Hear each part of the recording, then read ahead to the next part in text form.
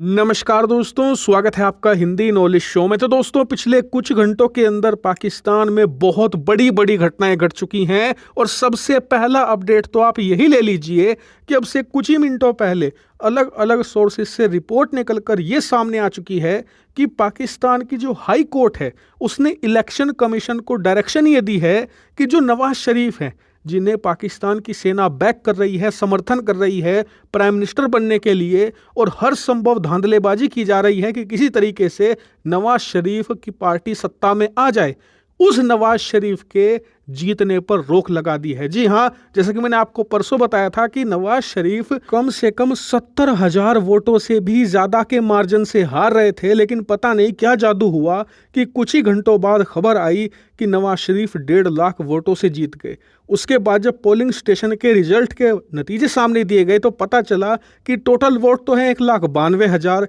और वोट पड़ गए 1,93,000। तो ये जादूगरी हुई, इसीलिए वहां की हाई कोर्ट ने इस पर संज्ञान लिया और फिलहाल के लिए इलेक्शन कमीशन को कहा है कि नवाज शरीफ को जीत का सर्टिफिकेट नहीं देना है जब तक जांच पूरी नहीं हो जाती। साथ ही नवाज शरीफ की जो बेटी है मरियम नवाज शरीफ, जो कि अपनी पार्टी में दूसरी सबसे ताकतवर नेता हैं, उनकी जीत पर भी रोक लगा दी है, उन्हें भी सर्टिफिकेट देने से मना कर दिया गया है। इतना ही नहीं, इस समय स्थिति यह है कि पाकिस्तान की तमाम कोर्ट भर चुकी हैं इलेक्शन में हुई धांधलेबाजी की शिकायतों को लेकर, साथ ही सबूतों को लेकर भी, क्योंकि पाकिस्तानी सेना ने इतने घटिया तरीके से धांधलेबाजी करी कि प्रॉपर वीडियो उपलब्ध हैं जिसमें पाकिस्तानी सेना के जवान अलग से वोटिंग कर रहे हैं और दूसरे जो पार्टी के मेंबर हैं उन्हें वोटिंग काउंटिंग एरिया से बाहर धक्के मारकर निकाल रहे हैं और खुद से धांधलीबाजी कर रहे हैं। इसी वजह से वहां की जुडिशरी को ना चाहते हुए भी अब मैदान में कूदना पड़ा है।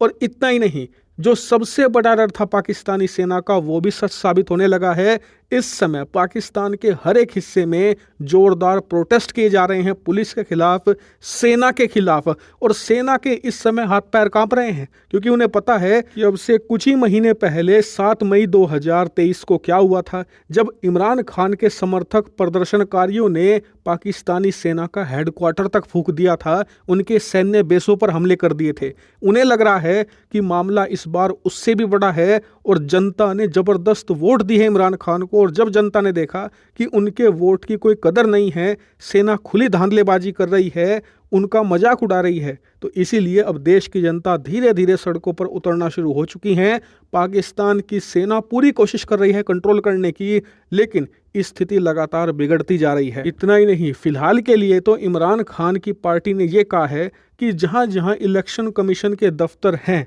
वहां वहां प्रोटेस्ट करो, लेकिन अगर जल्द ही बात नहीं बनी तो पाकिस्तान में वो भी स्थिति दोबारा आएगी जब इनके सैन्य बेस फूके जाएंगे, इनके लड़ाकू विमान जलाए जाएंगे, इनके सैनिकों को पीटा जाएगा इन्हीं की जनता के द्वारा। अगर आपको ये मजाक लगता है तो आपको बता दूं कि मई के दौरान पिछले साल ऐसा पाकिस्तान की जनता कर चुकी है, आप लोग जानते भी होंगे। यानी एक बात तो तय है कि पाकिस्तान के अंदर अस्थिरता बहुत तेजी से बढ़ने वाली है, अनस्टेबिलिटी बहुत ज़्यादा बढ़ेगी, और इन चुनावी नतीजों ने साफ कर दिया है कि पाकिस्तानी सेना की ग्रिप अब पाकिस्तान से छूट रही है। और मैंने देखा है सोशल मीडिया पर कि पाकिस्तान की कुछ जनता, हालांकि है उनकी संख्या 1-1.5% ही, लेकिन उनकी समझ में आना शुरू हो गया है सेना का खेल। पाकिस्तान की सेना भारत का डर दिखाती है अपने लोगों को कि हमारा समर्थन करो, हमें मजबूत बनाओ, सारा पैसा हमें दो जिससे हम हथियार खरीदेंगे और हम अच्छे रहेंगे तो तुम अच्छे रहोगे, वरना भारत आएगा सबको खा जाएगा। हालांकि अब देखने वाली बात यह है कि आने वाले कुछ दिनों में पाकिस्तान किस तरफ जाता है, हिंसा बढ़ती है